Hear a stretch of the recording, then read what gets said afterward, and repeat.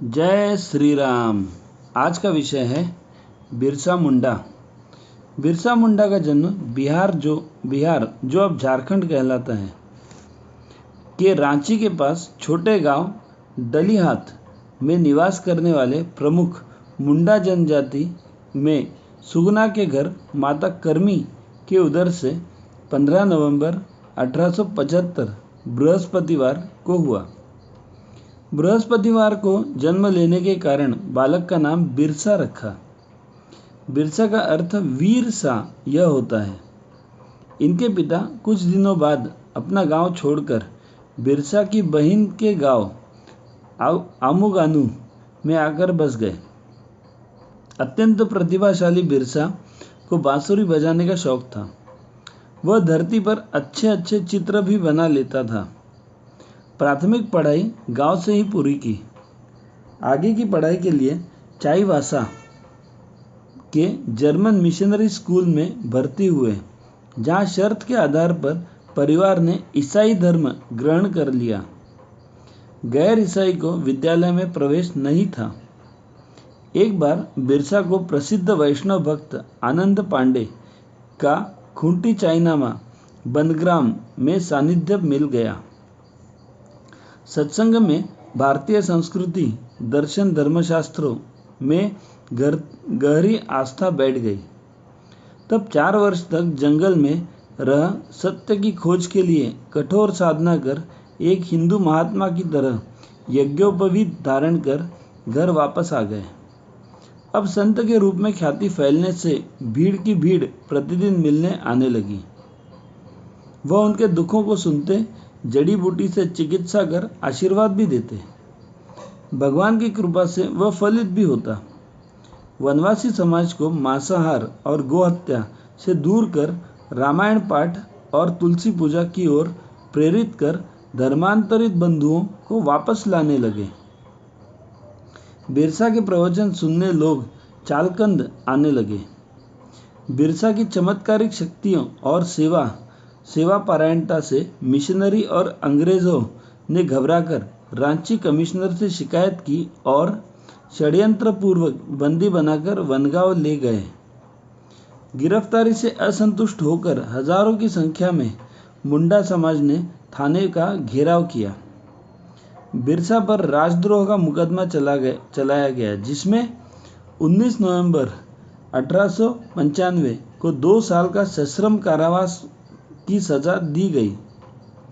उनके साथियों पर 20-20 रुपए का अर्थदंड किया। 30 नवंबर 1897 को कारावास से मुक्त हो चालकंद वापस आ जाने की सूचना पर मुंडा, उराव, खरिया आदि जनजाति के लोग हजारों की संख्या में मिलने आने लगे। कारावास की अवधि में ही बिरसा के मन में उनगुलान का संकल्प जागृत हो गया, जिसका अर्थ होता है क्रांति या विद्रोह। बिरसा ने गुप्त सभाएं लेकर वनवासी बंधुओं को शस्त्र संग्रह करने, तीर कमान बनाने और कुल्हाड़ी, बर्छी, फरसा आदि परंपरागत हथियारों की धार तेज कर तैयार रहने को कहा। एक छोटी सेना तैयार कर ली। केवल अंग्रेज अत्याचार करते थे इतना ही नहीं, हमारे अपने कहे जाने वाले भारतीय हिंदू जमींदार भी कोई कम जुल्म नहीं करते थे। एक दिन बचपन में जब बिरसा भेड़ बकरी चरा रहा था, तो वंशी पेड़ पर बैठकर बजाने में तल्लीन हो गए। तभी भेड़ बकरियां पास के ही जमींदार के खेत में चली गई। नौकरों ने भेड़ बकरियों सहित बिरसा को जमींदार के हवाले कर दिया। तब जमींदार ने बिरसा पर गलती स्वीकार करने के बाद भी कोड़े बरसाए।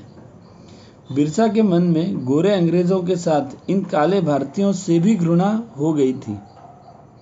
सेना को एकत्रित कर बिरसा ने 24 दिसंबर 1899 की रात्रि को उनगुलान नामक क्रांति का श्री गणेश करते हुए रांची से लेकर चाईबासा तक सभी पुलिस चौकी, मिशनरियों और अंग्रेज अधिकारियों पर तीरों से आक्रमण कर दिया।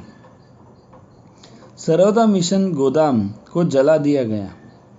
7 नवंबर 1900 के दिन खूंटी पुलिस थाने को आग के हवाले कर दिया। रांची में कर्फ्यू जैसी स्थिति बन गई। अंग्रेजों ने घबराकर हजारीबाग और कलकत्ते से फौज बुलवा ली। क्षेत्र में वनवासी वीरों और अंग्रेजी सेना के बीच घमासान मारकाट मच गई।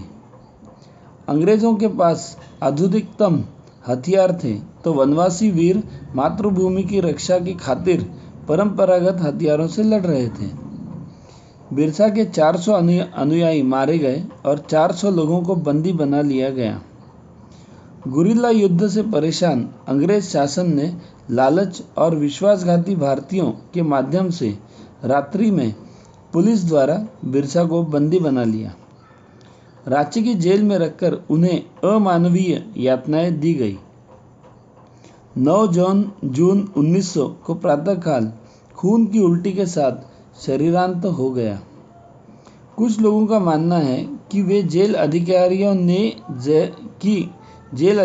ने जहर दे दिया था। 25 वर्ष की छोटी आयु में ही धर्मांतरण, शोषण, अन्याय के खिलाफ स्वदेशी और भारत माता की स्वतंत्रता के लिए जीवनोत्सर्ग करने वाला महान सेना नायक बिरसा मुंडा अपना नाम छोड़ दुनिया से चला गया। भारत माता की जय।